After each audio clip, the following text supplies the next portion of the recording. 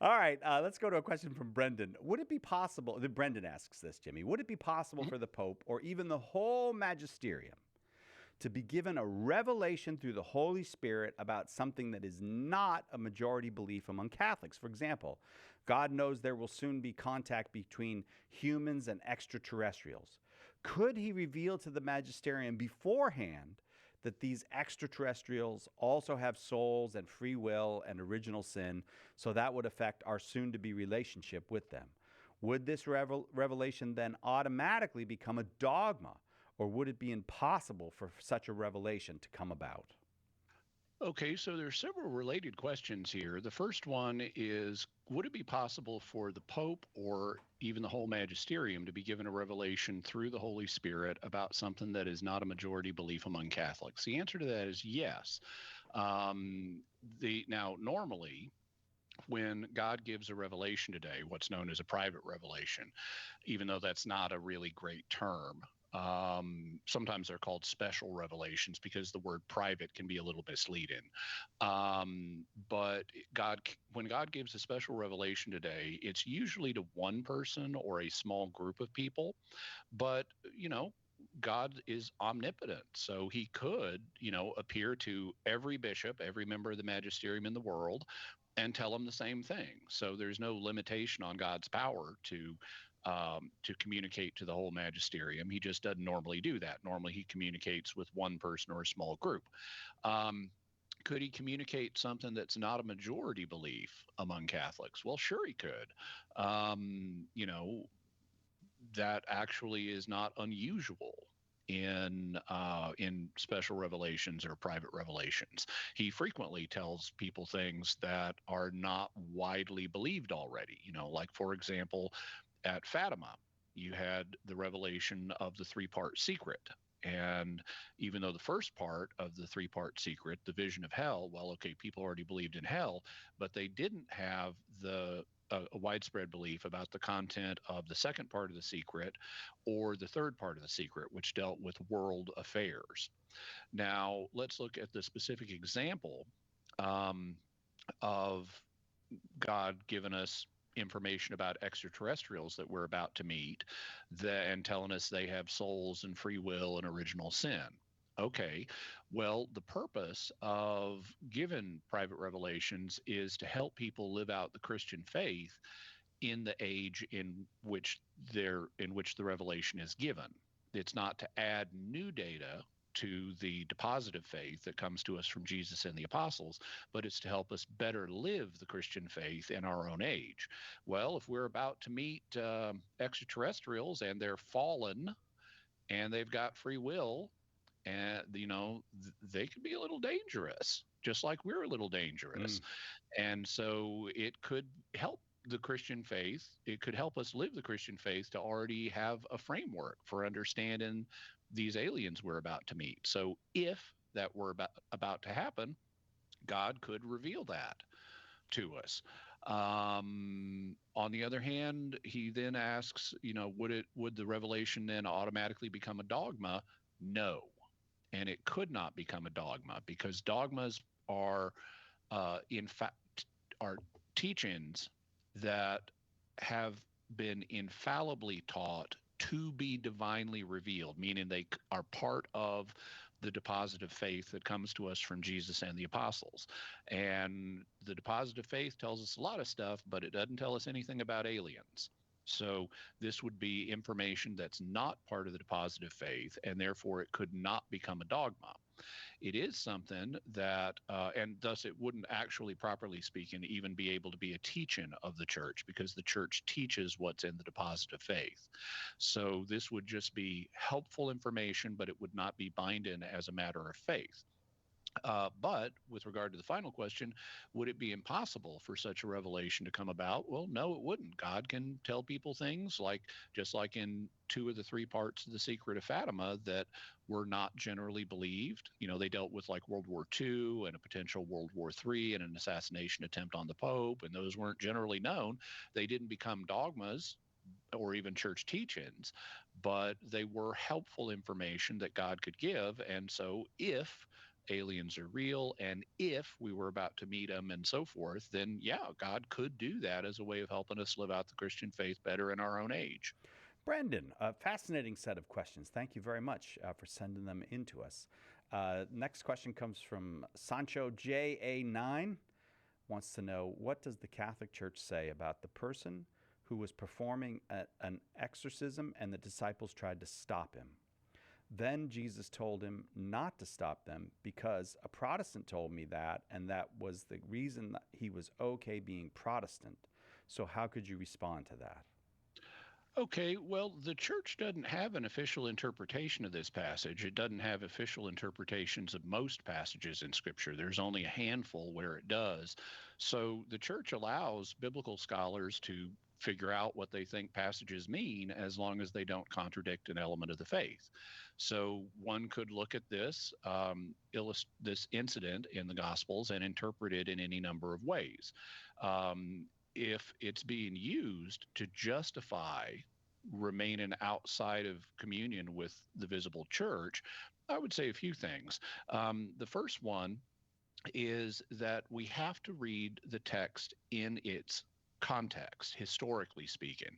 At this time, you had a Jesus movement that was beginning. So Jesus had followers, and he had instituted some certain followers to preach his message. That would be the 12 apostles. But he hadn't yet established the kind of hierarchy that we have in the church today. And so, for example, there weren't even any bishops at this time. As time went along, in fact, from a certain point of view, the church hadn't even officially begun yet. The church's birth is often correlated either to the crucifixion of Christ or the day of Pentecost or things like that. And this is before all that happened. So you have a sort of unorganized Jesus movement at this point that will later become more organized under God's providence. Now, therefore, I don't think you can treat situations that pertained at this stage of redemption history to today, because the crucifixion hadn't even happened yet. The church hadn't even been officially born yet. It's the leaders that we have today didn't even exist yet. The bishops being the successors of the apostles.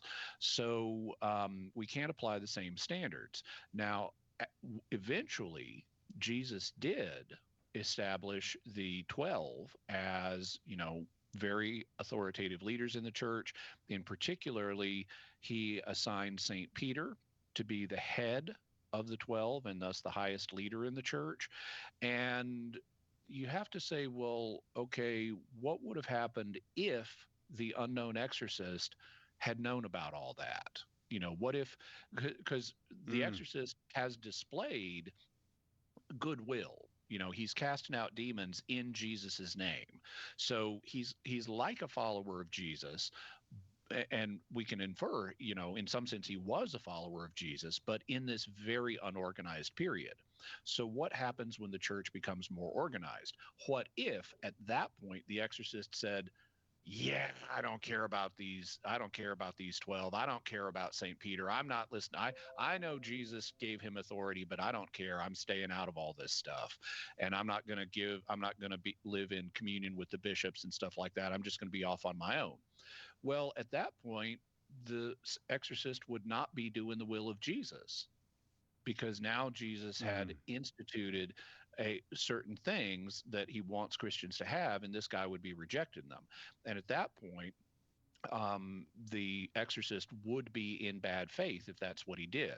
On the other hand, if he went along with what Jesus instituted and said, okay, he made Peter the boss, so I'm in subjection to St. Peter, and I'm going to be in subjection to the bishops that the apostles appointed, well, then he'd be in good faith and he'd be a member of the church.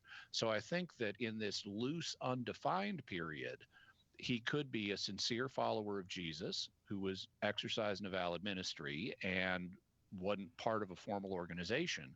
But as the church became more formal, he would have needed to either join it or be in bad faith. Sancho, thank you very much for the question. There's the music. It's the Feast of the Assumption of Mary today. Happy feast day to you if you're just joining us. We got to take a very quick break, and then we're back with more Ask Me Anything with Jimmy Akin of an internet variety on Catholic Answers Live.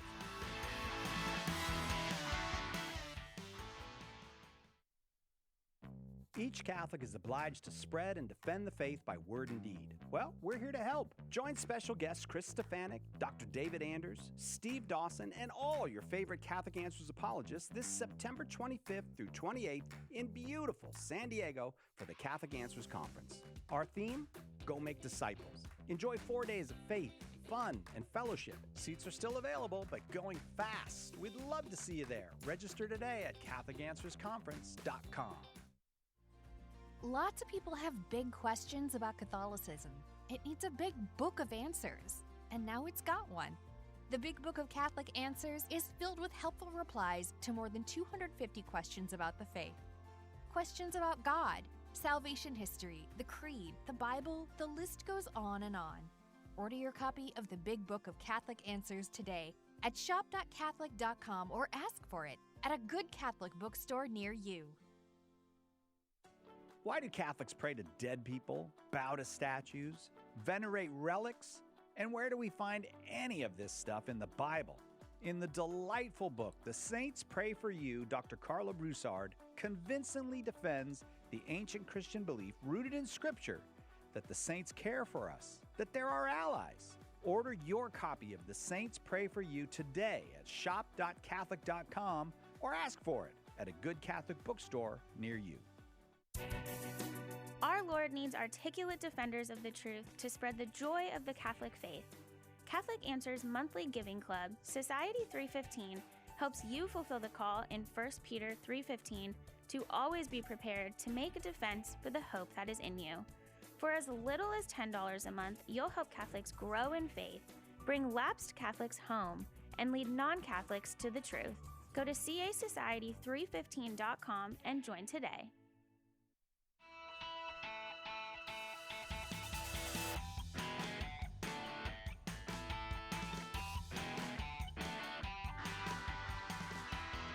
Welcome back to Catholic Answers Live. Jimmy Akin, our guest, and all the questions in, they're internet questions. And this one comes from Mitch. Mitch wants to know, suppose that a Catholic adult works in a leadership position at a company that is engaging in immoral or intrinsically evil practices. What is that Catholic morally obliged to do? Does continuing to work for the company constitute material cooperation with evil? For example, Company X decides to subsidize interstate travel to facilitate abortion access for employees.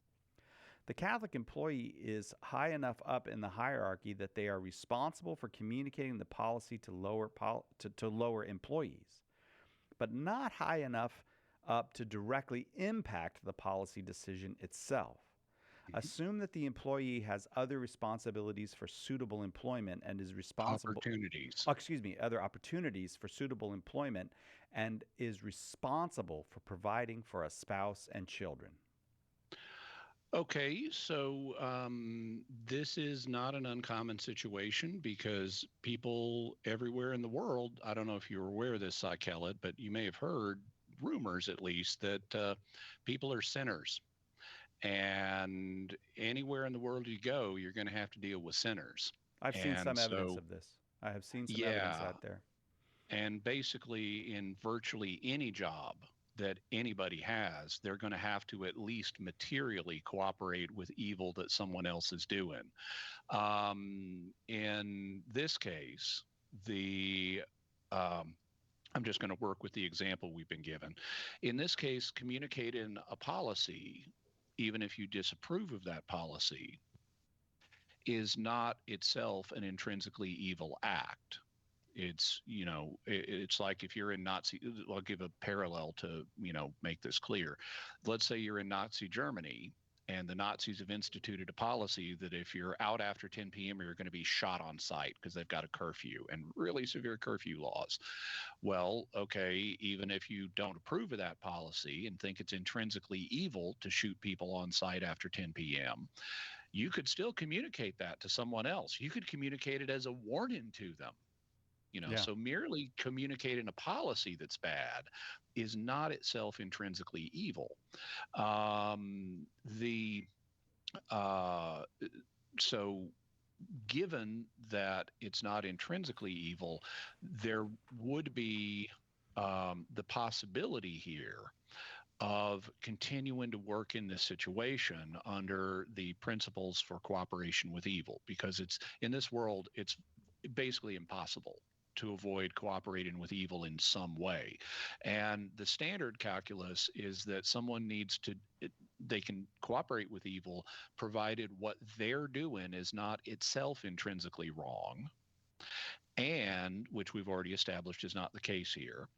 And they're not themselves doing something wrong, and they disapprove of the wrong, which is obviously the case here, and they have only remote material cooperation. Now, there is material cooperation here, but it would also seem to be remote, because the Catholic in this case is not like driving people to get abortion access. They're not directly involved in the abortion, so it would seem to be remote. And remote material cooperation with evil can be tolerated, morally speaking, or can be permissible, to put it another way, when there is a proportionate reason. So that's where we get to the last part of the example. Mitch says, suppose that the employee has other opportunities for suitable employment and is responsible for providing for a spouse and children. Well, okay, there's also needs a job, and needing a job and having dependents that you're caring for could be and would be reasons to have remote cooperation with evil, because you need a job and you've got dependents and they're dependent on you to provide what they need to keep living. So those would be factors that would weigh in favor of this. But Mitch says they have other opportunities for suitable employment. Okay, well, if there's a way you could get out of the situation and go work for somebody else that has different policies, well, then that would be a good thing to do. You'd also want to, kind of look before you leap and make sure they don't have some other policy that is going to put you back in the same dilemma, because then you may as well not change jobs. But if you genuinely could work for someone else that has better policies, that's not and you're going to be able to provide for your family in the same way, so you're not like taking a massive pay cut or something like that, well, then moving jobs would be a good thing. But any time you have someone asking this kind of question, I want, changing careers, that's a big deal. And so I always say you need to consult the experts before you do anything concrete. And so I would recommend you contact the National Catholic Bioethics Center and ask for a consultation and explain the situation to them, and have one of their medical moral experts go through the situation with you and talk about what your best options would be. Oh, thank you very much, Mitch, for that question. I hope that was helpful to you. On we go. Next question comes from Quiet Wyatt, which was, I think it was a band in the 80s, Quiet Wyatt. Hey, Jimmy. Now, see, even I get that. Quiet Riot. Oh, okay. I mispronounced that. My bad, Wyatt. I apologize for that. Quiet Wyatt says, hey, Jimmy, on God's relationship to time, to my mind, the understanding that God knows the future would contain the notion all possible futures. Of those possible futures, one will actualize. Which one will it be? It's sort of a many worlds approach. This line of reasoning seems reasonable to me, at least. Yeah, well, you're drawing on themes or redeveloping themes that are found in Catholic literature going back centuries. The understanding, it's not just that God knows the future, it's that God knows everything. He's omniscient. And that means, according to classical theism, and you'll find, for example, St. Thomas Aquinas talking about this. He's far from the only one, but you'll find him talking about this, that God has what's known as the technical term is vision of intellect. That's what it was often called, by which God just intuitively knows every possible state of affairs that could exist. And so, in other words, to put that in modern language, God knows every possible world. And therefore, he knows every possible future of this world. And God then plays a role in actualizing what's going to become real. Now, Quiet Wyatt says one of them will become real. I would say at least one of them will become real, because we don't know what God, I mean, we know what God has boiling in our pot, but we don't know how many other pots God has on the stove. And so it could be God is going to actualize a lot of different futures, which would be a many worlds approach. But God does know all possible worlds and all of their futures. And at least one, and maybe more of those, is going to become real. And God plays a role in making that happen. Now, there's also a role for free will that he's created inside the universe. But it seems to me that Quiet Wyatt is on a fundamentally right track here. Quiet, thanks very much for the question. We got time to do another one before we have to take a break. So this one comes from Rosa. Rosa wants to know this.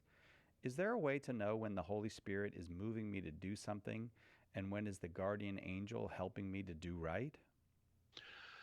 Well, I would assume that anytime you're about to do something right, your guardian angel is helping you in some way. So, the key thing to me is, how do you know what you're doing is right? But if you've determined it's right, well, then I just assume your guardian angel is helping you, and I wouldn't really worry about it beyond that, other than maybe say thanks for the help. When it comes to, is there a way to know when the Holy Spirit is moving you to do something, or say your guardian angel is moving you to do something? That's a little trickier.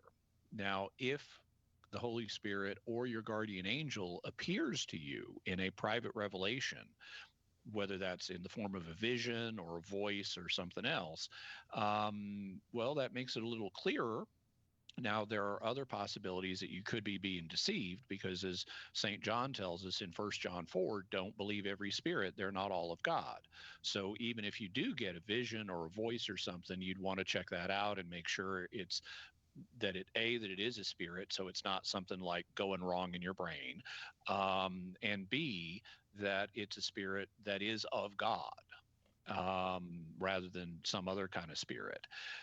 But if you don't have something overt, like this kind of apparition of the Holy Spirit or apparition of your guardian angel, and it's just a feeling, well, there's a big element of subjectivity there. And so I generally urge caution in people attributing their feelings to divine agency, whether that's God himself, like the Holy Spirit, or whether it's an agent of God, like a guardian angel, because it's too easy for us to be misled by our feelings. Now, I can't 100% rule this out, because God can communicate in whatever ways he chooses. So God could give you a powerful inner conviction that you need to do this thing. But if it's iffier than that, and it's like, I'm not sure what I'm being called to do here, but I feel like this, well, then I would say don't attribute that to God. Just trust him. If he wants to make it clear, he'll make it clear to you in some way. And the usual way that God makes things clear to us is through the gift of reason that he gave us. So think about the proposed course of action in terms of Catholic morality and in terms of practical prudence, and say, what would morality tell me about this, and what would prudence tell me about this?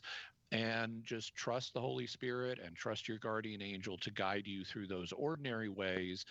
If they want to communicate with you in a more direct, overt fashion, that's fine. But I would tend not to just interpret my feelings, if that's all I've got, as being caused by the Holy Spirit or caused by my guardian angel. I would think that's an unsafe practice, generally speaking. Rosa, thank you so much for the question. I hope the answer was helpful. We have to take a great break. A great break. Yeah, it's going to be a great break. Yeah, I'm pretty sure this will be a great break, but it'll be very quick. We'll be right back with lots more questions for Jimmy Akin on Catholic Answers Live. Catholic Answers Live with Jimmy Akin is coming right back. In Morse code, the sequence SOS is a distress call. It's been said that it stands for Save Our Souls. Well, right now our world is in big trouble, and we're putting out an SOS call for help. Will you answer that call? St. Paul Street Evangelization, a Catholic nonprofit, has hundreds of teams who share the good news with souls who don't know Jesus. Catholic Answers is supported in part by St. Paul Street Evangelization. Visit streetevangelization.com to get involved. Turn to Mary, the Mother of God, for help bearing witness to the gift of life with the National Life Rosary. Designed exclusively for EWTN, the unique centerpiece and crucifix represent the reality that all life is sacred and begins at conception. Help build a culture of life with the National Life Rosary, available now at EWTNRC.com. EWTN is the global Catholic network.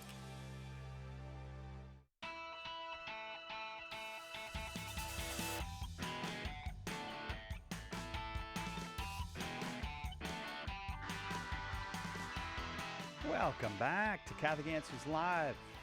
Having fun with Jimmy Akin. That was a great break, too, by the way. I knew it was going to be, and that was just a great break. You particularly seem to enjoy it. I did. I did. It was just great. It was. I don't know how I knew that it was going to be a great break, but that was a great break. All the questions are in. They're from the internet, and Jimmy collects them up one way or the other. Sometimes people send them to us. Mostly they get them to Jimmy through his various ways of people getting in touch with him. Check out the Jimmy Akin YouTube page. Lots of great stuff there, including from the Jimmy Akin podcast, which is available every Monday. So at the beginning of the week, you can get the Jimmy Akin podcast. At the end, you can get the Jimmy Akin's Mysterious World. Have yourself a great week. And in between, I typically have videos every day for folks. Oh, and that'll be on the YouTube. They can get the daily one on the YouTube, yeah. Mm-hmm. So what's happening at the Jimmy Akin podcast? I don't know, because it's over a month in advance, and so I have everything. We're taping this in early July, and I've got all the July episodes already in the tank, but the August ones aren't done yet. But it's going to be great, though. It'll be like that last break. It's whatever it is. It's going to be only more informative. It will be more informative than the break, I'm sure. Rebecca Lynn wants to know this, Jimmy: is it sinful to experiment with manifestation? Okay, so we need to, I guess, talk about manifestation first. And this is an idea that has become popular in recent years. It can be understood in different ways, but my understanding that one way it's conceived of is just sort of willing that the world be a certain way. Like, I want to manifest success in my life, or I want to manifest romance in my life, or I want to manifest health in my life, or something like that. And if we were to look at that phenomenon and try to classify it scientifically, it would be classified as a form of psychokinesis. Psychokinesis is a concept that's used in the science of parapsychology, which involves the influence of matter by mental means. And so that's essentially what we'd have here. We'd have the person forming an intention to have something happen in the world, like opportunity, like greater health, or opportunities, for romance, or opportunities for wealth creation, or whatever it may be. But it would involve having a mental influence over something exterior in the world, and at least broadly speaking, that could be classified as psychokinesis. Now, there are specific quibbles that one could have with that classification, like, would romance really be psychokinesis, or might it be more telepathy or something? But we'll just stick with psychokinesis for right now. Well, there is some evidence that parapsychological experiments have uncovered that psychokinesis may be an actual thing that can occur in some situations. And from a Catholic point of view, that is not that's not unexpected.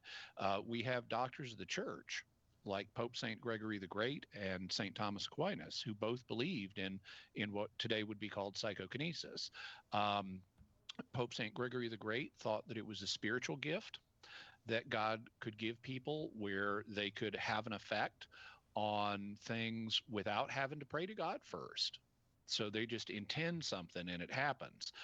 He tells a story about this where a man was being brought against his will to a particular saint. I want to say it was Saint Benedict, but the man had been bound. His hands were tied up, and he was being forced by this hostile king to come into the presence of the saint. And as soon as the saint saw him, he just looked, and the rope binding the man's hands just fell off. And Pope St. Gregory the Great said, okay, this is a spiritual gift that the saint had. He didn't have to pray to God for this guy to be released. He just had this influence, and it caused the rope to come off. And so that's how Pope St. Gregory the Great explained this psychokinetic effect.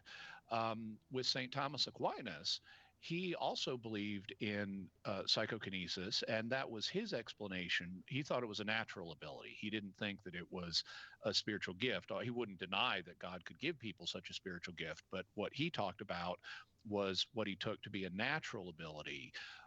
That was his explanation for the evil eye. And so, there's this belief that there was and still is in many parts of the world, this belief that if someone looks at you badly, like with envy or hatred or something like that, that it can have a negative effect on you. And St. Thomas Aquinas thought that was true. And he explained, now the way he articulated how it works was in terms of Aristotelian science, because that's what they had in his day. And so he said, when the soul is moved by vehement hatred, it will infect the person's gaze, and then that will poison the air, which then transmits this negative effect to the body of the target of the person. And particularly like people with frail constitutions, like small children, or maybe old people, they're going to be more susceptible to the evil eye than someone who is in robust health. But now today we wouldn't use the Aristotelian explanation that St. Thomas Aquinas proposed, but basically what he's talking about is a form of psychokinesis. And so, where someone's mental influence, that venomous hatred in the soul, has an impact on someone physically. So that would also be a form of psychokinesis. It'd be a form of psychic attack specifically. And so, parapsychologists have uncovered some evidence that suggests these kind of phenomena, at least psychokinesis itself, is real. Maybe that's what the evidence indicates. Many of them would say, but it's that proposal is not a problem from a Catholic point of view. Whether you interpret it in terms of a spiritual gift, like Pope St. Gregory the Great did, or whether you interpret it in more naturalistic terms, like St. Thomas Aquinas did, they're both dealing with psychokinetic effects. So, is it wrong to try to use psychokinesis? Well, if it's real and God either gave it to you as a gift or built it into human nature, well, then it's part of us. And it's not going to be wrong to use something that God gave us, either as a gift or as part of our nature. So I would say it's not wrong to use psychokinesis in general. I wouldn't do certain things with it. Like I wouldn't be trying to put the evil eye on someone, because that's generally going to be inconsistent with an ethic of love. So I wouldn't be using it for psychic attack, but using it in other constructive ways, like the saint did in Pope Leo the Great's story of, freeing somebody who had been unjustly bound. Well, that would be fine. And if you're wishing, health or something, well, that health is a good thing. If you're wanting to manifest something else, well, that's in principle okay. But I'd have a couple of cautions. One caution is that if psychokinesis exists, it doesn't seem to be very strong. And so I wouldn't expect big world changing effects. And there's a danger if you think you're going to get big world changing effects of superstition, of believing too much in psychokinesis in this case. That would be superstitious. And so if you just hear uncontrolled talk about, I'm going to manifest this and I'm going to manifest that, well, okay, there's a big chance of superstition here. While there is some evidence that psychokinesis may exist, it tends to be weaker, and it tends to be not easily controllable and not dependable. If you want to experiment with it, you could try that and see what results you get. But, and that'd be okay, whether it's a native human ability or whether it's a spiritual gift. It's also difficult to tease apart what's natural versus what's a spiritual gift. And, so sometimes you might be doing something thinking that, oh, this is me doing it, when really it's God doing it. So I would tend to, rather than talk in terms of I'm trying to manifest something, I just pray to God and, will that some good thing happen. And whether it's happening because I'm willing it or because of what God's doing with it, I leave that up to God. And so I would tend to just treat everything within a Christian framework of this is what I would like to happen. I'm praying for it. I hope God will give it to me. I might also try to will it in case that helps any, but ultimately I'm going to leave everything up to God. That seems like a very good policy, Rebecca Lynn. I hope that is helpful to you. Thank you very much for the question. Cristobal, well, let me see. Do we have time for Cristobal? Or I could go to the Daleks. I could go to do the Dalek question. All right, Maximilian wants to know this. Do Daleks have souls? Thank you for all you do, Jimmy. Greetings from England. Yeah, so this is actually a pretty easy question to answer. Yes, Daleks do have souls. Now, for people who may not be aware, Daleks are a kind of alien that is found in the British TV show Doctor Who. And they are normally seen in these kind of metallic cases that they travel around in. They look kind of like pepper pots or salt pepper shakers, to put it in American terms. But inside each one of those travel units is what's known as a Goa'uld mutant. There was originally a race known as the Goa'ulds. They got in a big nuclear war, and some of their race ended up becoming these mutant creatures. They look kind of like green octopuses. But inside of each Dalek shell is a living creature that's intelligent. And according to Aristotelian philosophy, which Christianity has broadly embraced on this point, not on other points, every living creature has a soul. And the Bible even speaks of the souls of beasts, for example. And obviously humans have souls. And so there are different kinds of souls that give the creature its abilities. But fundamentally, every living creature has a soul. And since there is, fictionally speaking, a living creature inside of a Dalek, or the living creature is the Dalek in a travel casing, yes, they would have souls. Maximilian. And they're clearly fallen, so they need redemption. It's sometimes hard to know what to do when there's just 90 seconds left, but if somebody gives you a question like, do Daleks have souls? That's very helpful, Maximilian. Thank you very much for that question. So I paused on Cristobal's question, so we'll start with Cristobal when we come back right after this. Jimmy Akin is our guest on this Feast of the Assumption of Mary. All the questions are in. It's an internet Ask Me Anything, so we'll go back to the internet and get more questions for Jimmy Akin on Catholic Answers Live right after this.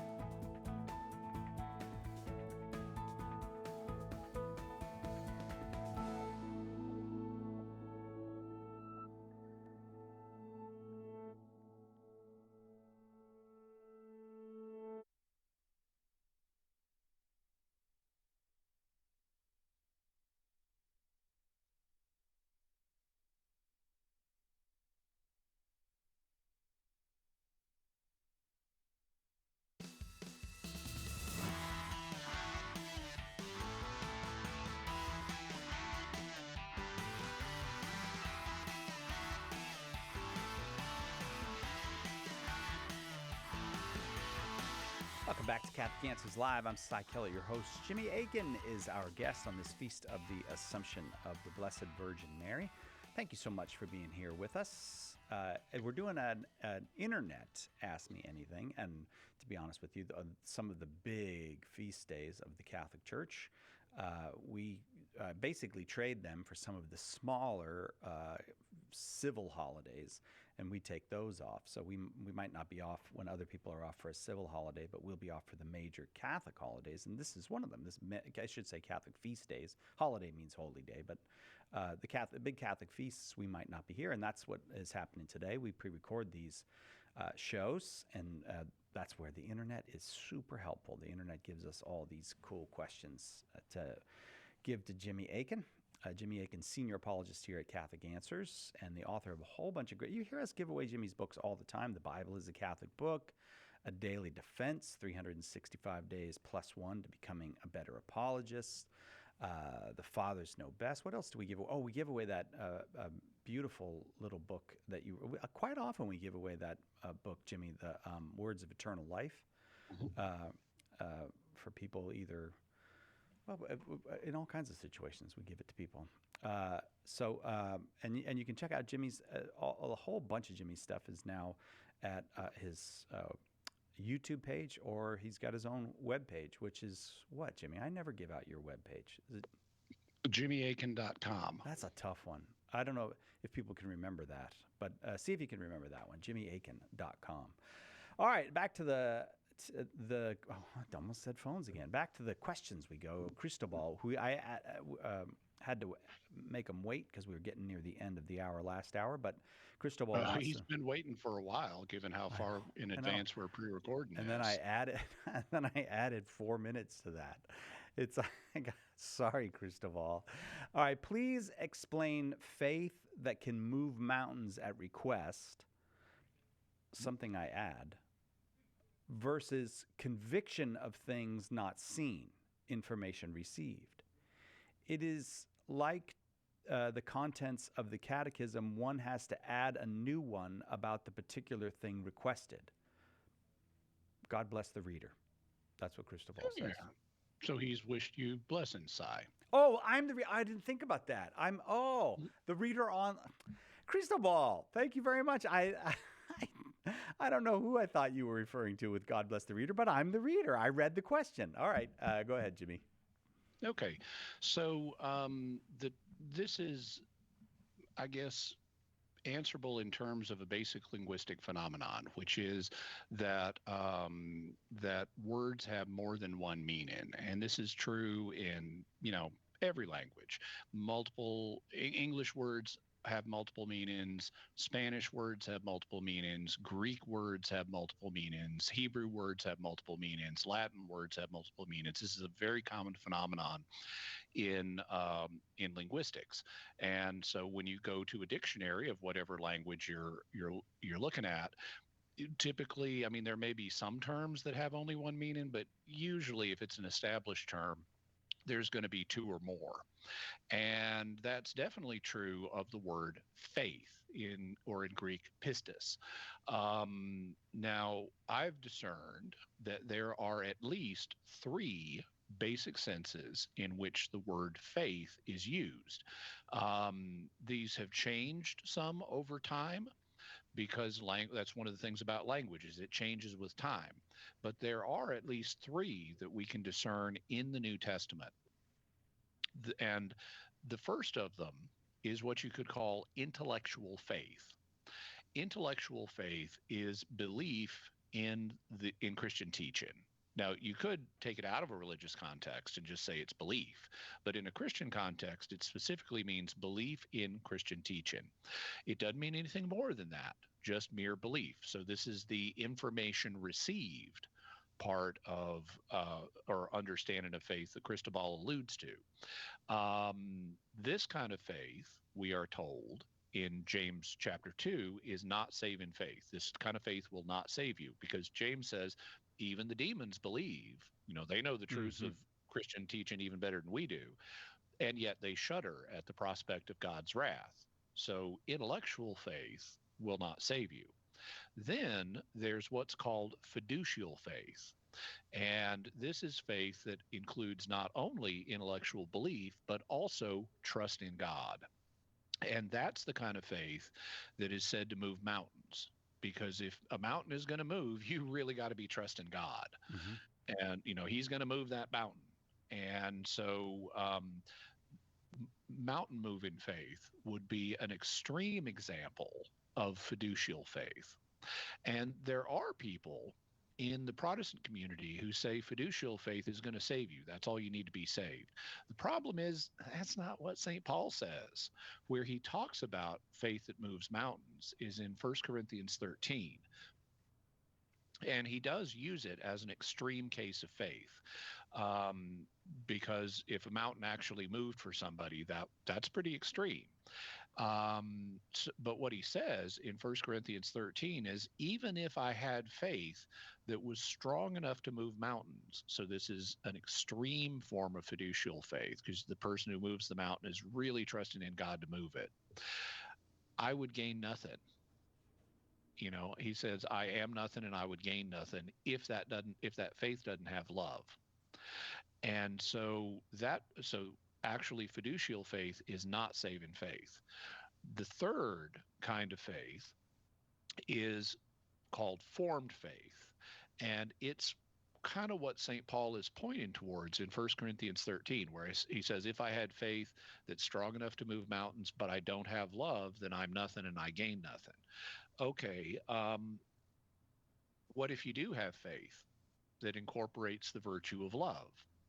That's what's called formed faith, and that will save you.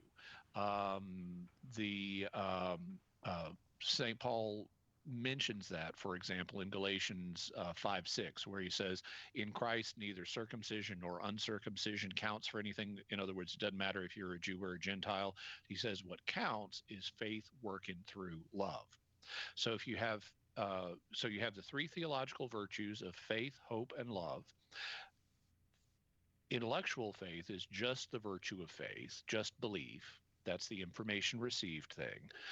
Fiducial faith is intellectual faith plus trust in God or hope. That's what trust and hope are the same thing. And mountain moving faith would be an extreme example of that. And then formed faith is intellectual faith plus trust in God plus love of God and neighbor. And that last one will save. Now, some people have proposed an additional kind of faith, which, because the word pistis in Greek, it can not only be translated faith in English, it can also be translated fidelity, meaning trustworthiness. If you can trust someone, you could say in Greek that they are a faithful person. They're meaning they're trustworthy. I don't know if Spanish has the same usage, but English does. If I say, oh, that's a faithful person, I mean that's a trustworthy person. But notice I'm using the word faithful. I would actually see this, though, as entailed by formed faith, because if you love God and love your neighbor, then you're going to be trustworthy. So I would see this fidelity meaning of faith, or trustworthiness or faithful meaning, as just another way of expressing the same concept as formed faith. So I see there as being, at least at present, I see there as being three basic definitions of faith in a biblical context: intellectual faith, where you just believe the truth; fiducial faith. Fiducial is Latin for trust. So it's where you have intellectual faith plus trust in God or hope, and then formed faith, which is faith, hope, and love together. But Cristobal, that's what I'd say in response to your question. There are those three different types of faith, and Cristobal has cited two of them: the information received form, which is intellectual faith, and the mountain moving form, which would be an extreme case of fiducial faith. Cristobal, thank you very much. That brings us right to the first break. Right back with more Ask Me Anything with Jimmy Akin on Catholic Answers Live. Catholic Answers Live. Do you have a question but prefer to ask it privately? Catholic Questions can help. Go to CatholicQuestions.com to ask your question online, email us, drop us a letter, or give us a call. Longtime Catholic Answers Live apologist and author Jim Blackburn or another Catholic Questions apologist will be happy to assist you. Catholic Questions proudly supports Catholic Answers Live, so visit us at CatholicQuestions.com today. That's CatholicQuestions.com. Carry the faith wherever you go. Watch the EWTN series, specials, events, and news streaming live from anywhere in the world. Streaming is available on the EWTN app for Apple, Android, and Amazon devices. Download the EWTN app at EWTNapps.com today.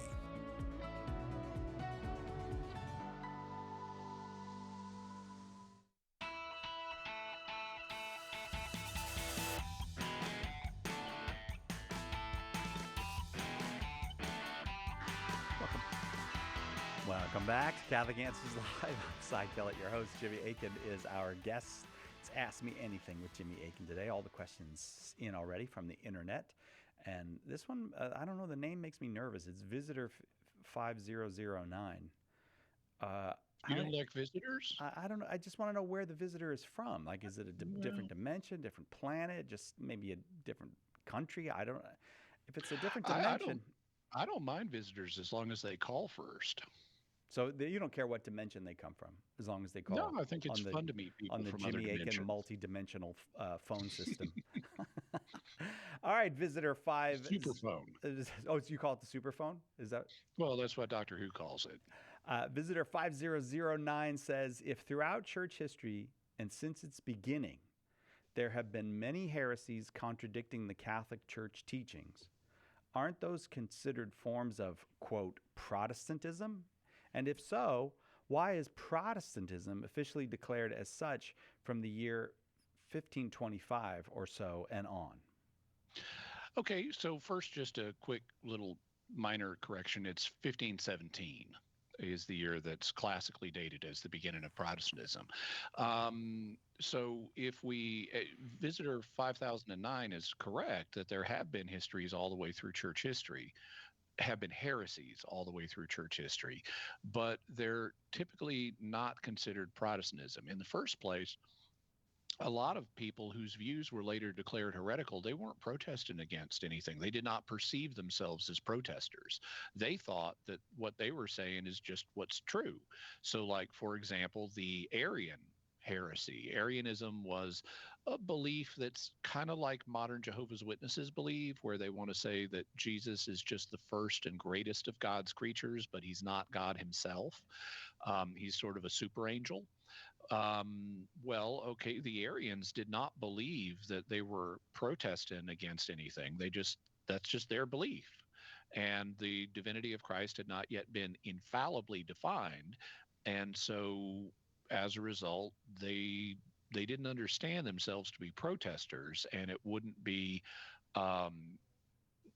neither they nor their opponents would have thought to call them that. And so they weren't called that. And that's true of most heretics. But in 1517, Martin Luther launched off a protest movement within the Catholic Church that was consciously oriented towards protesting what the reformers believed were abuses of doctrine and practice in the church. And so they became known as the protesters or the Protestants. They also wanted to reform the church, and so they became known as the reformers. And then the two terms got together like chocolate and peanut butter in a Reese's peanut butter cup, and they got called the Protestant reformers. So that's sort of how we got that word. And even though in some cases, some other heretics may have conceived of themselves as protesters, and thus you could, in a loose sense, hypothetically call them Protestants, that would be very confusing and misleading for people, because in actual history, the term came to be associated with people who were Catholics who were consciously a protest movement. And so that's why they're Protestants, and that's why the word Protestant is used for them, but not others. Visitor 5009, thank you very much for the question, and thanks for the visit. Vincent wants to know this, Jimmy. I got one. Oh, I got one. How can Catholics reconciliate the Catholic teaching of slavery and the historic fact that some punishment in canon law was to be enslaved? Sorry for my English. So I think what Vincent is asking is how can you reconcile Catholic teaching against slavery with that the fact that in some, he says that one penalty in canon law is to be enslaved. Well, I'm not sure what era of canon law he's referring to, because there is no provision in the current 1983 Code of Canon Law, even as amended, that has slavery as a penalty. There are various penalties like excommunication and interdict and things like that, but they don't result in imprisonment or enslavement. So I'm not sure what period in canon law he's thinking about. I'll just assume that Vincent's correct and that at some period there was a penalty in canon law that reduced a person to slavery. Okay, so how would we square that with the fact that the church also teaches that today that slavery is, kind of a bad idea? Well, I would suggest basically the same way. Now, I don't know where Vincent is from. He says, sorry for my English, although his English is quite good. But that suggests he may be from another country, and I don't know what country that is.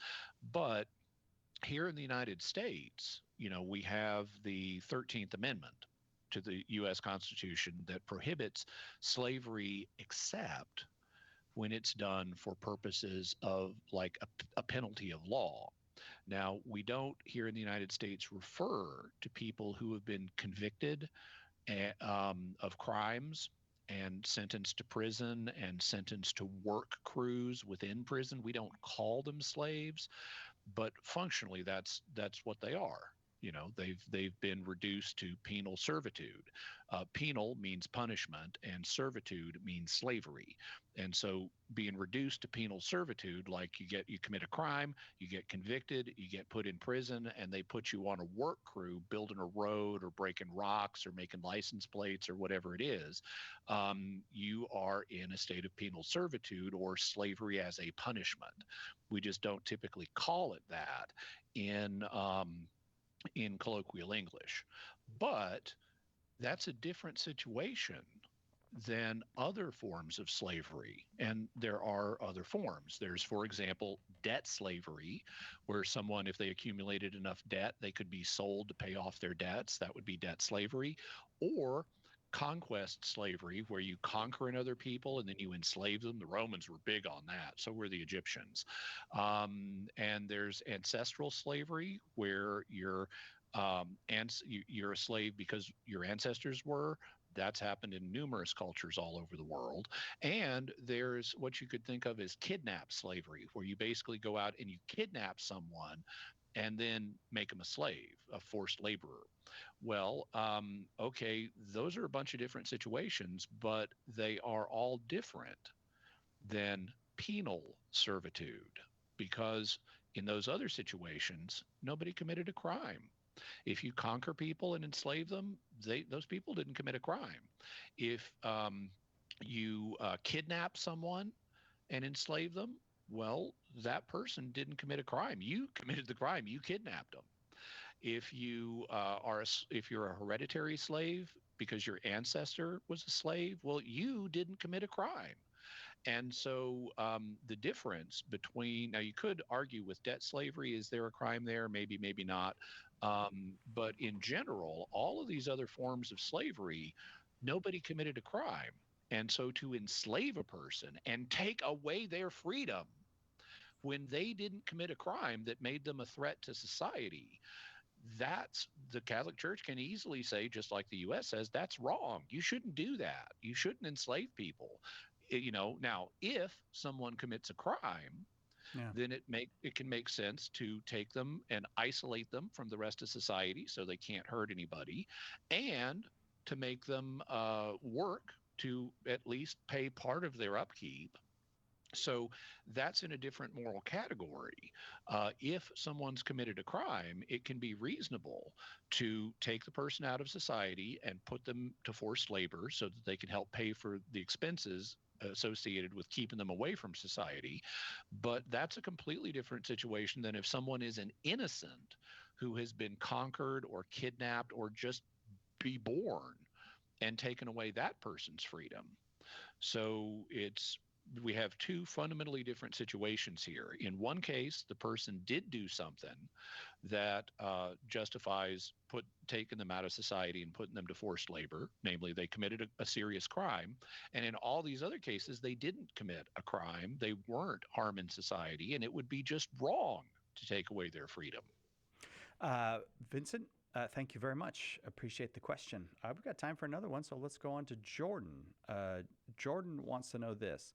If you live in a city that's part of one diocese, but you are a member of a church that's part of a different diocese, example, you live near the border of two states, which would be your official diocese?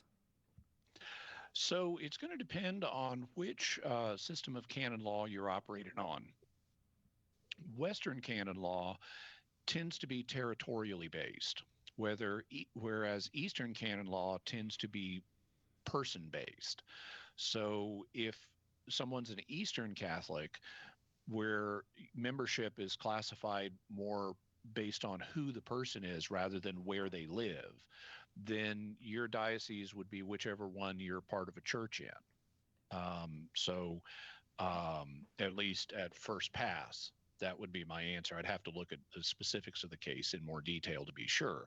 But if I'm an Eastern Catholic and my diocese, I live on the border of two dioceses, Eastern Catholic dioceses, but my parish that I'm a member of is in one of them. Well, I'm going to be a member of that diocese even if I live in another diocese. However, that's not the way things work in Western canon law. In Western canon law, under ordinary circumstances, ecclesiastical territories like dioceses or I should say eparchies, since that's the Eastern term for diocese in the Eastern situation. But in the West, diocese and parish boundaries are in law ordinarily determined by geography. And so, formally speaking, you're a member of whatever diocese you actually live in. And you're a member of whatever parish you actually live in for legal purposes. But, laws aren't always strictly enforced. And that's something that's true, especially of Italians, but even to some extent for Americans. So a lot of Americans don't have a sense of, well, where are the boundaries between different parishes? And they tend to just join whatever parish is convenient for them to go to, or whatever one they like the best. And dioceses typically, under ordinary circumstances, at least for most of a person's life, they don't really police this. So you can be a member meaning registered on the books in one parish, even though you technically live in another parish. And the same thing could happen with dioceses. For functional purposes, you might technically be a member of one diocese, but you go to a church and are on the books in that church in another diocese. You may think of that other diocese as, this is my diocese, this is my parish, even though I live somewhere else. And for the vast majority of your Christian life, that's not going to play a big role, because typically the only times that things get technical is with marriage and maybe baptism, because you need to be registered, put in a baptismal registry, and so the question could come up there. Same thing could come up with confirmation, and then where it comes up for a lot of people is matrimony, because you need to either get married by your priest or of your proper parish, or he needs to delegate it to somebody else, and by the proper pastor of your parish, or he needs to delegate it to somebody else. So So those are the kind of situations where this would come up. Also, if you ever commit an ecclesiastical crime, even though you can't be enslaved for that under present canon law, if you commit an ecclesiastical crime, your proper bishop will need to deal with it. And so, but as long as you stay away from committing ecclesiastical crimes, which diocese you're technically a member of is unlikely to come up, except in the sacramental cases that I mentioned. And even then, it may happen pretty smoothly and informally. The situation may get resolved without you even really having the question brought up. Jordan, thanks very, very much. I don't know of any superheroes who fight ecclesiastical crime. We don't have any ecclesiastical crime fighters, do we? Batman is a pretty sure there were a few. Ecclesiastical crime fighters? Oh. Yeah. All right, well, this is a research topic now. All right, right back. Jimmy Akin's our guest. It's Ask Me Anything on Catholic Answers Live.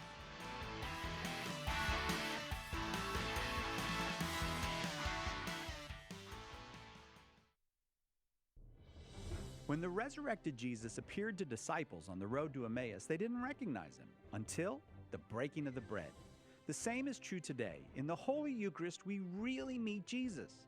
In The Eucharist is Really Jesus, author Joe Heschmeyer explains how knowing Jesus in the Eucharist is the key to understanding all of Christian faith.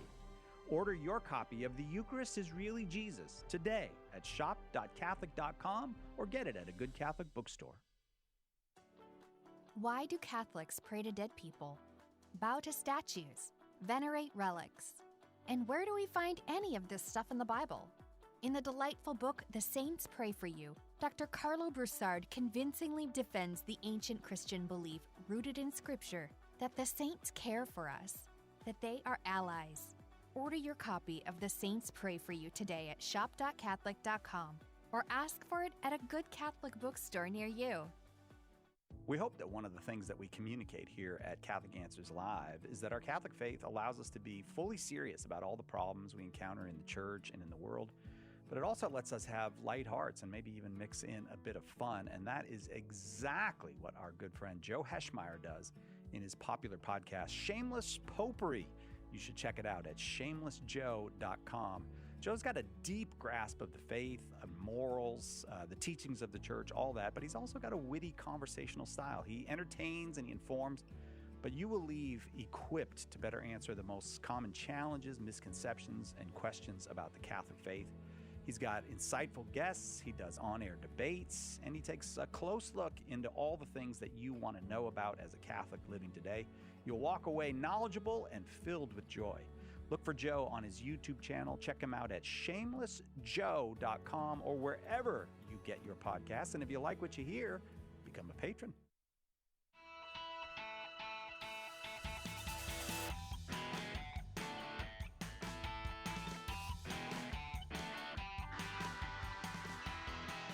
Welcome back to Catholic Answers Live. Jimmy Akin, our guest, and we've got a whole bunch of questions in already from the internet. It's an Internet Ask Me Anything with Jimmy. And on we go. Let's see where I got to remember where I am. I think it's Iowa. Does that seem like a Iowa? Iowa, yeah. Iowa, right. Chihuahua. Iowa asks this. Oh, come on, Iowa! Really? Does Jimmy believe that vampires exist, either in a supernatural way or a more natural one? Also, any plans for a mysterious world on vampires? Yeah, I do plan on doing a future episode of Jimmy Akin's Mysterious World about vampires. And what I'll say here is kind of a brief overview of some of the things that I would eventually say on that show, or that I will eventually say on that show. So we got to start by talking about what a vampire is. And there are clearly some creatures that are, okay, the prototypical vampire depends on the blood of another to live. And there are clearly creatures in the world that are vampiric, that do depend on the blood of other creatures to live. Like some of your favorite creatures, Psychelet, mosquitoes, and ticks, love and those chiggers, guys. Oh, and vampire bats. So there are creatures that actually are vampiric out there in nature. But I assume what I was asking about is, well, what about humans? Are there any humans that depend on the blood of others to live? Well, properly speaking, yeah, there are some. For example, let's say you get in a car wreck and you lose a lot of blood because we don't have that much. It's, a number of pints, but it's not, like much more than a gallon.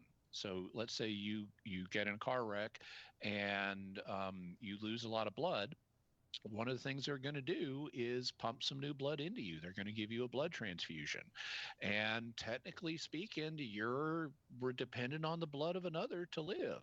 So that blood transfusion could be construed as an act of vampirism. Especially if you're willing it to happen. It's like, yes, please give me the blood transfusion. There are other people who have conditions that are chronic that can require them to depend on the blood of another to live. For example, hemophiliacs. Hemophilia is a condition where the person's body does not produce enough clotting factors and that cause the blood to clot when they get a cut.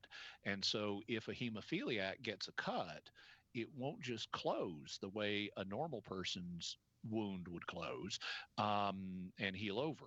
Instead, they'll bleed and keep bleeding. And that's why hemophiliacs were sometimes historically called bleeders. And, this is due to a genetic defect that occurs in some families. And it was even kind of passed around in some of the royal families of Europe for a while because, you had to marry other royals. You couldn't just marry commoners. And that led to certain genetic diseases like hemophilia becoming common in various European royal families. But today, we have treatments for hemophilia, including factor replacement therapy, where they'll transfuse into you the blood factors you need to allow your blood to clot. Well, okay, if they're getting those blood factors from somebody else's blood or even another creature's blood, you would be a human who is dependent on the blood of another for survival. And so certain hemophiliacs receiving certain therapies could be understood on a conceptual level as vampires. But none of those are what ordinary people mean when they say vampire. What they mean is not just someone who depends on the blood of another, but someone who drinks the blood of another, who has that person's blood going through their digestive tract. Are there any human vampires like that? Yes. There are humans who, it's a subculture, there are humans who have chosen to drink the blood of other human beings, typically voluntarily. They're not getting the blood from someone who didn't want to give it, but they have chosen to drink the blood of another as part of their subculture. So there is a vampire subculture that's out there. Now, that doesn't mean I approve of it. In fact, I don't. I think this is A, dangerous, B, gross, and C, disordered. But there is a vampire subculture out there. What about other kinds of vampires, like humans who need to drink the blood of others? I am unaware of any medical condition that would require that. I don't know. I'd have to check. I mean, there are certain conditions that a person could have that might drive them to have a psychological compulsion to consume the blood of another. So I'd have to check. There could be some psychiatric illnesses or physiological illnesses that induce psychiatric conditions. But humans are omnivores. We do not need to consume the blood of another. We got plenty of other stuff to consume. So I don't believe that there is a Count Dracula-like vampire who needs to consume the blood of other humans to survive. I am thus very skeptical of that kind of thing, and I think that's just folklore.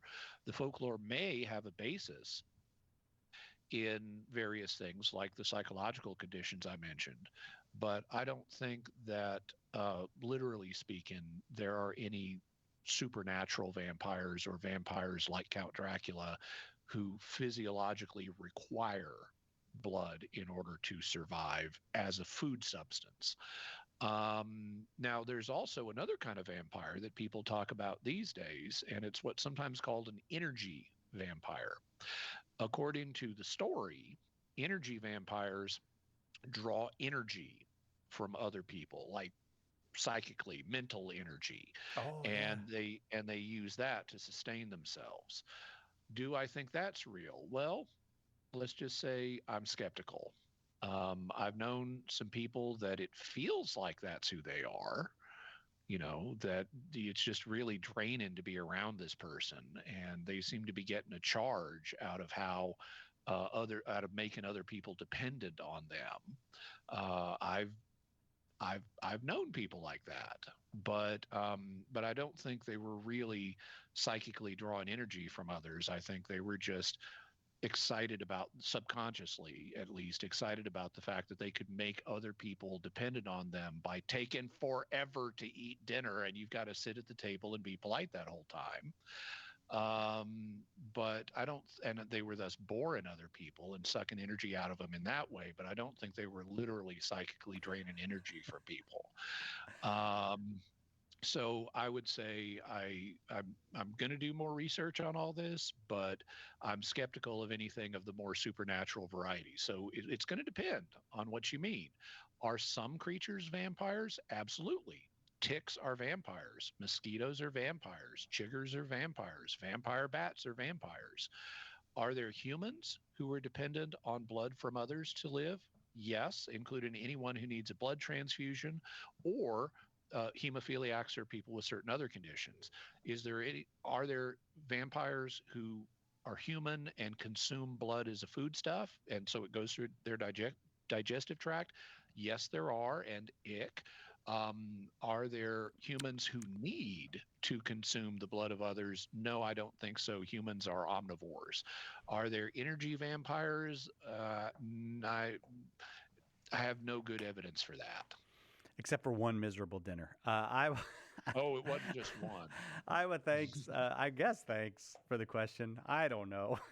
I wouldn't have noticed the pattern if it was just one dinner. Oh, yeah. Philip is next. Philip wants to know this. Is it ethical to voluntarily share your body with a symbiote? Symbiote, some people say. Like Goa'uld? Goa'uld? Tok'ra, or Venom, if doing so would save your own life and the life of the symbiote as an act of charity, provided doing so does not entail any other necessary evils. What if it wasn't about saving yours or their life, but just for the practical benefits? Okay, so we need to start by talking about what a symbiote is. A symbiote is an organism that lives in conjunction with another organism in a situation that's mutually beneficial. So this is different than a parasite, like those vampiric mosquitoes and ticks and chiggers. They just want your blood, and they're not going to give you anything in return for it. So there's no benefit to being bitten by a tick or a mosquito or a chigger. A symbiote is going to return benefit to you in some form. So essentially what we have is a partnership. Now, Philip mentioned 3 types of symbiotes.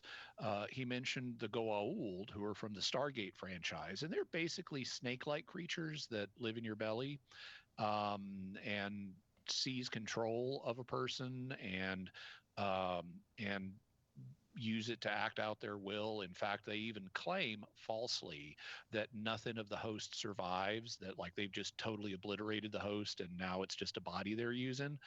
Actually, I would say Goa'uld aren't really symbiotes. They're functioning like parasites because they're not returning any good to the host. Tok'ra are different. Tok'ra are like Goa'uld, but with morals. And so they don't completely take over the person. They do live in the person, and but you have this harmony of 2 personalities that can alternate in who's in charge. So sometimes the symbiote will be active. Sometimes they'll step back and let the human personality be active. And so this is like a partnership between two organisms. And there are benefits like having lengthened lifespan and things like that. They can also cure cancer and things like that. Venom is a character from Marvel Comics that started out as a Spider-Man suit back in the absolutely horrible Secret Wars miniseries, where Spider-Man started wearing this black costume. And then it later turned out the black costume was alive and sentient and was a symbiote who's been passed around to various people in the Marvel Universe, including recently Mary Jane Watson, I gather. I don't know enough about that to know whether it's properly a symbiote or more of a parasite. I'd have to learn more. There are others as well, like the Trill in Star Trek, which you may know about, cite.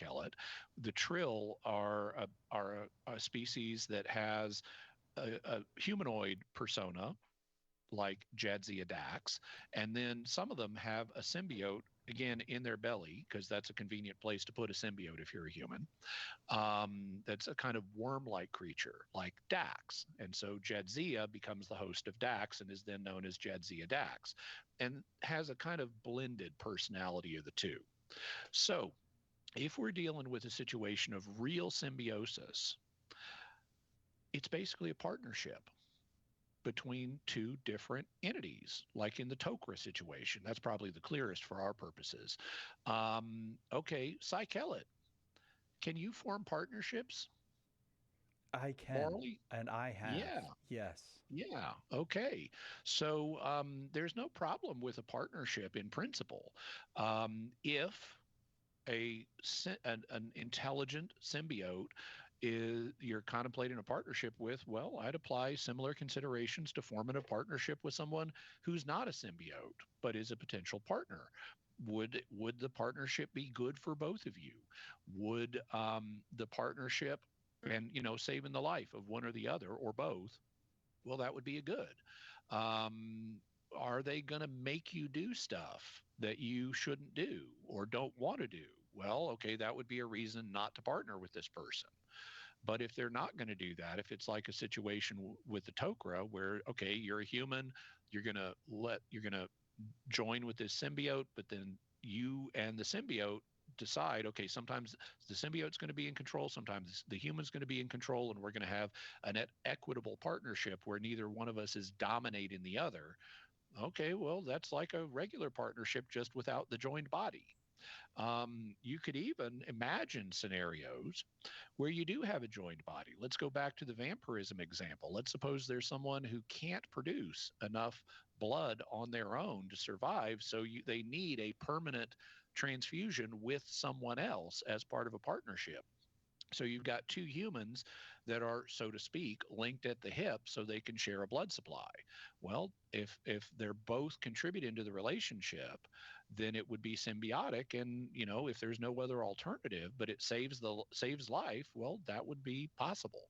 So I would say that it's going to depend on the type of symbiote that you're looking at joining with. But fundamentally, a symbiotic relationship is a partnership, and partnerships are not intrinsically immoral. Therefore, a symbiotic relationship like this is potentially justifiable, but you got to be really careful because partnerships can go bad and partnerships can involve immoral things. And so you have to be on the moral alert for that potential to make sure it's not going to happen. That'll take us to the break. Thank you very much for the question, Philip. Right back with more Ask Me Anything with Jimmy Akin. Hang on. Catholic Answers Live will return in a moment.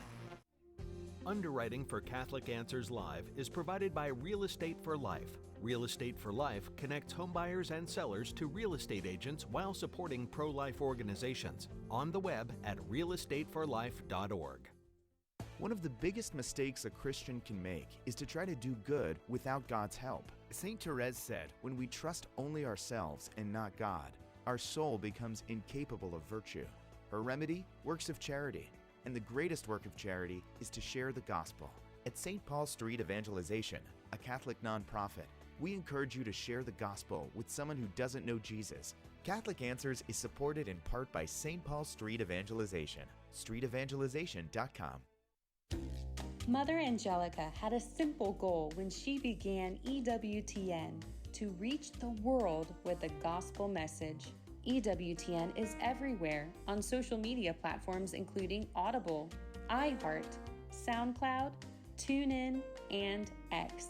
We've never wavered from our mandate to proclaim the truth and majesty of the Catholic faith. Thank you for joining EWTN in this mission.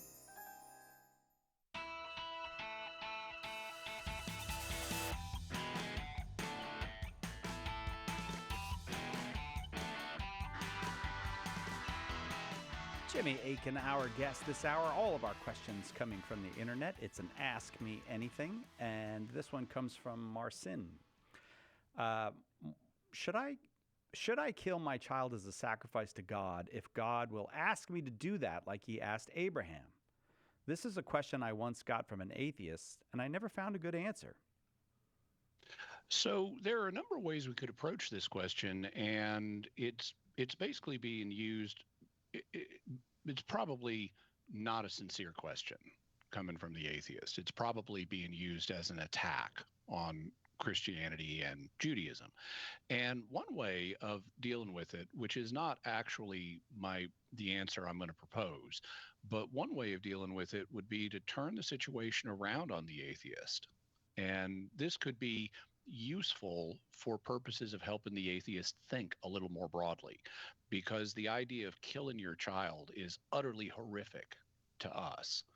And frankly, it would have been utterly horrific to Jewish people in the Old Testament too.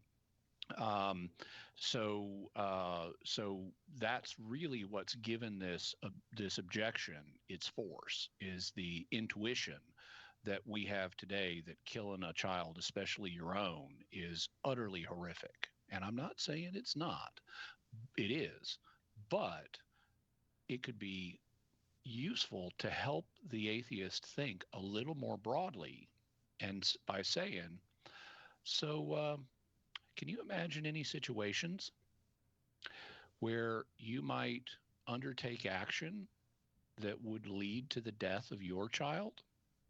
Let's suppose that your child has a horrible, incurable, lingering disease that is causing your child to have enormous pain. Well, there are various people today, and actually I oppose these people, but there are people today who would say if this child is in just enormous, unending agony, then they should be put out of their misery. And there would be people who would advocate euthanasia for such a child. And those people tend to be common, or at least more common, among atheists. So I think it could be helpful to say to the atheist, could you imagine euthanasia in that kind of situation? Now, I believe euthanasia is immoral, but the atheist may not. And that may help open the atheist's eyes. What would not be immoral, in my view, is palliative care, where you give pain-relieving drugs to the child, even knowing that taking those pain-relieving drugs may hasten their death, but you're not actively trying to kill them. You're trying to relieve their pain. And the same thing applies at the other end of life with older people.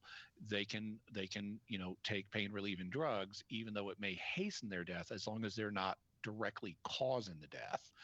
What you're trying to do is just relieve the person's pain. So palliative care is different than euthanasia. But with euthanasia, there are many atheists who don't have a problem with it. And so you can then say, well, okay, so what if it turns out that God is real and your child is in this circumstance, and God tells you, hey, your child is in enormous pain and is going to remain in enormous pain. You should just go ahead and use euthanasia. Would you obey God then? And a lot of atheists at that point might say, wow, yeah, if God really spoke to me and told me that this is the best thing for my child, I would do it. I'd be surprised to get a phone call from God like that, but if this were the circumstance, I could see doing this. Okay. Now, that's not how I would approach the situation, but this could help open the mind of the atheist to thinking about this a little more broadly instead of just leaping to condemn Judaism and Christianity. So now let me step back and answer the question from a Jewish Christian perspective. There have been two general approaches to answering this type of question. And it doesn't just apply to this, it applies to other things too. But the two positions are based on the question, is taking innocent human life an intrinsic evil, meaning it's always wrong? One school of thought, represented, for example, by St. Thomas Aquinas, says no. Taking innocent human life is not always wrong. All life is a gift from God, so it's up to God to determine how much of that gift we receive. And it's also up to him to determine the circumstances by which life ends. So if God tells us in a particular case to take life, it's legitimate to do that. He's just saying, okay, this person's got this much of the gift. Now's their time to die. I've chosen you to be the means through which they die. So go ahead and kill this innocent person.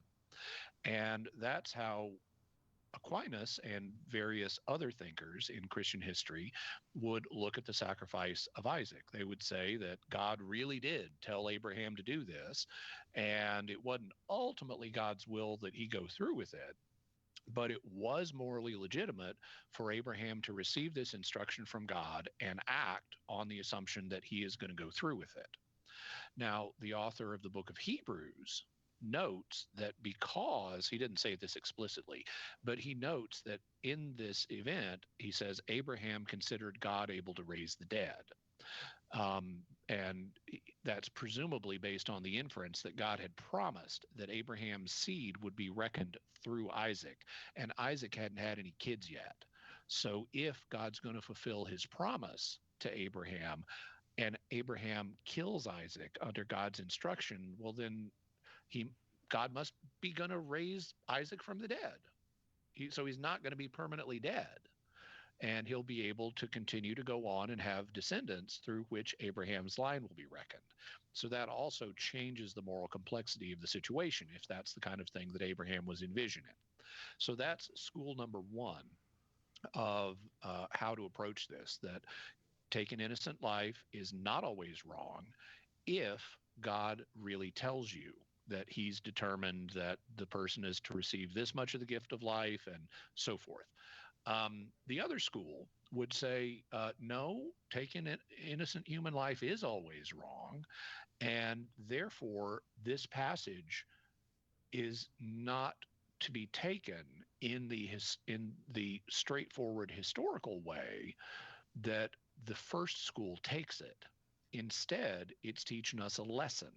So what one or more lessons. So what lessons would this story be teaching us? Well, number one, it's teaching us that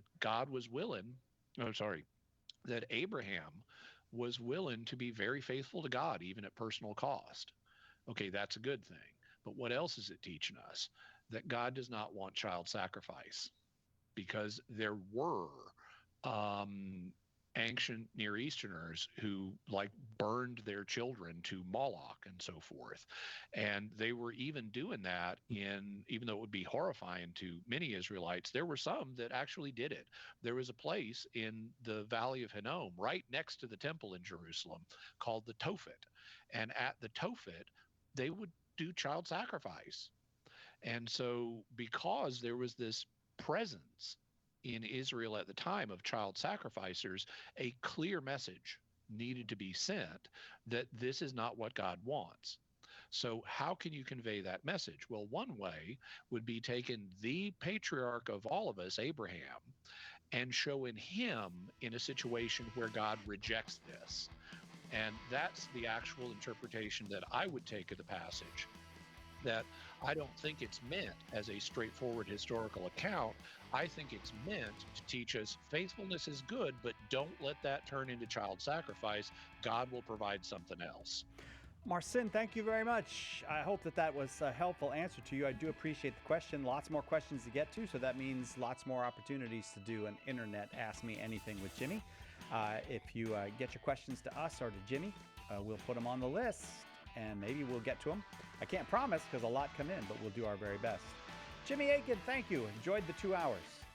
My pleasure, Cy Kelly. Likewise. And to everybody, a blessed feast day to you. It's the Feast of the Assumption of Our Lady today.